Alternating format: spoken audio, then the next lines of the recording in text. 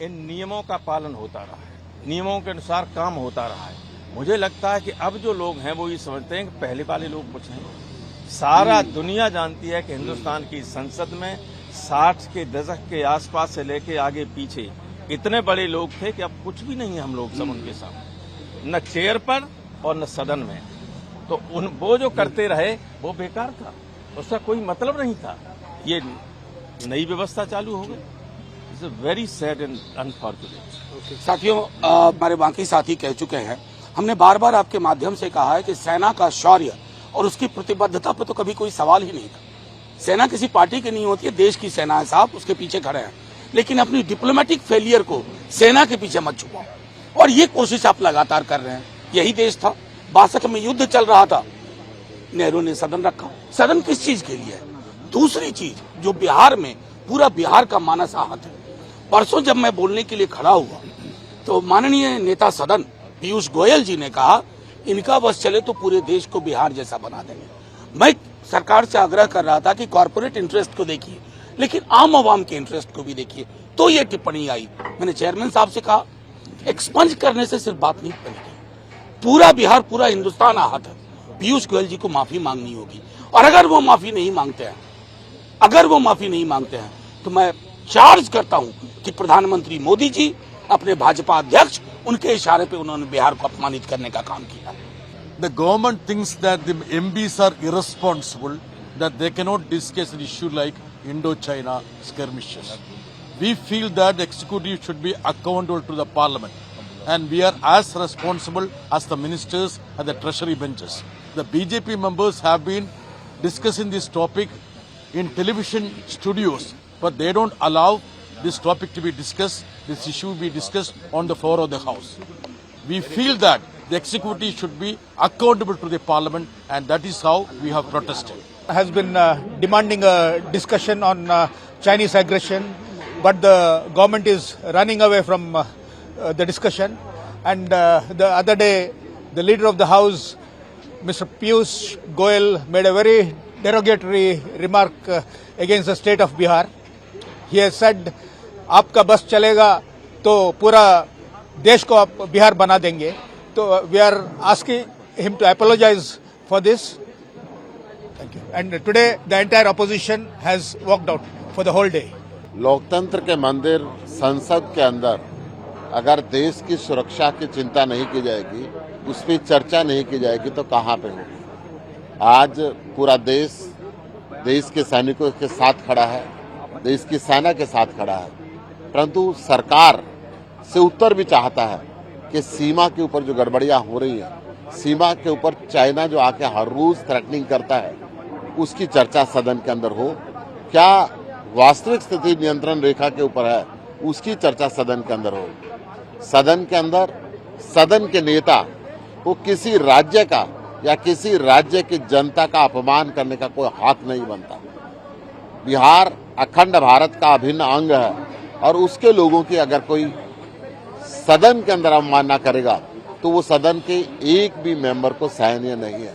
इस बात पे लेके आज समूचे विपक्ष ने वॉकआउट किया है कि चाइना बॉर्डर की स्थिति पे चर्चा जरूर होनी चाहिए। जिस दिन से सदन कन्वेन हुआ है 7 तारीख से, उस दिन से लगातार कांग्रेस पार्टी चाइना पर डिस्कशन की मांग करता रहा है, और सरकार उसको टालने के ये हम लोगों ने और सारी विपक्ष की पार्टियों ने आज फैसला किया कि जब तक डिस्कशन नहीं होगा हम लोग सदन का बहिष्कार करेंगे। दूसरा सबसे अहम बात जो है, कल नेता सदन पीयूष गोयल ने जिस तरह का डेरोगेटरी रिमार्क बिहार और बिहार वासियों के बारे में किया, वो कभी भी बिहार के लोग उसको माफ नहीं करेंगे उनको। और अगर प्रधानमंत्री में थोड़ी भी मर्यादा बची है तो इस तरह के नेता सदन को तुरंत वहां से हटाया जाना चाहिए।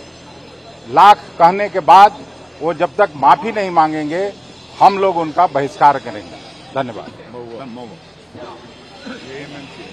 जेएमएमसी बॉर्डर पर इस देश की सुरक्षा में जो हमारे सैनिक भाई लगे हुए होते हैं, वो इस देश के सभी राज्य से आते हैं, और ये काउंसिल ऑफ स्टेट्स है इसलिए हम सबका हक बनता है कि वो किस स्थिति में है, किस परिस्थिति में उन दुर्गम इलाकों में वो रह रहे हैं, आज चाइना उनके साथ क्या कर रहा है, ये जानना हम सबका हक है।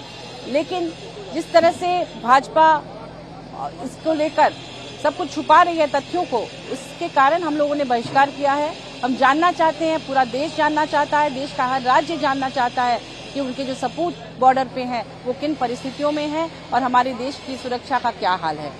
दूसरी बात कि नेता सदन ने जिस तरह से बिहार का अपमान किया है, क्योंकि बिहार का अपना एक गौरवशाली इतिहास रहा है, बिहार ही क्यों, किसी भी राज्य का अपमान करना ये इस देश के लिए बहुत ही लज्जा की बात है।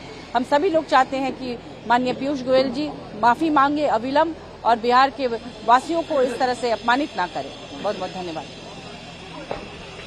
मैं सभी विपक्ष में जो दल बैठे हैं इनका धन्यवाद देता हूं। कांग्रेस की तरफ से एलओपी ने, नेता विरोधी दल ने 2 बातें वहां साफ की। राष्ट्र हित से बड़ा कोई दूसरा हित नहीं हो सकता। चाइना ने जिस तरीके से हिंदुस्तान की भारत माता को, उसकी सीमाओं की पवित्रता का अतिक्रमण किया है, उस पर सरकार अपना रुख स्पष्ट करे। और उन्होंने ये भी कहा है कि मेरे पास वो चित्र हैं जहां पे जो निर्माण हुआ है, सैटेलाइट की पिक्चर है, वो रखना चाहते हैं। पर मैं नहीं जानता ये सरकार क्यों डरी हुई। व्यापार बढ़ता जा रहा है। आज तक इन्होंने चीन से आने वाली हवाई जहाजों तक को नहीं रोका है और हमारी सुरक्षा खतरे में है। तो मैं सभी के प्रति आभार व्यक्त करते हुए एक बात जरूर कहना चाहता हूं कि हम पूरा सदन 2 टुकड़े में बंट गया है। एक जो देश हित के लिए आवाज उठा रहा है और एक जो देश हित की आवाज को नहीं उठने दे रहा है। और इसीलिए मैं कहना चाहता हूं कि कांग्रेस पार्टी देश हित में सभी के साथ खड़ी है। बिहार गौरवशाली इतिहास, बिहार के लिए अगर कोई नेता सदन उठकर ये कहे क्या पूरे देश को बिहार बना दोगे, अरे बिहार की संस्कृति कहां से लाओगे। मैं इतना कहना चाहता हूं, इतना गैर जिम्मेदारी, बिहार की जनता का अपमान करने वाला बयान जिसने दिया है उसे 1 मिनट नेता सदन की कुर्सी पर नहीं बैठने का अधिकार है। और अगर उन्हें नहीं हटाया जाता तो हम समझेंगे नरेंद्र मोदी जी जानबूझकर बिहार का अपमान।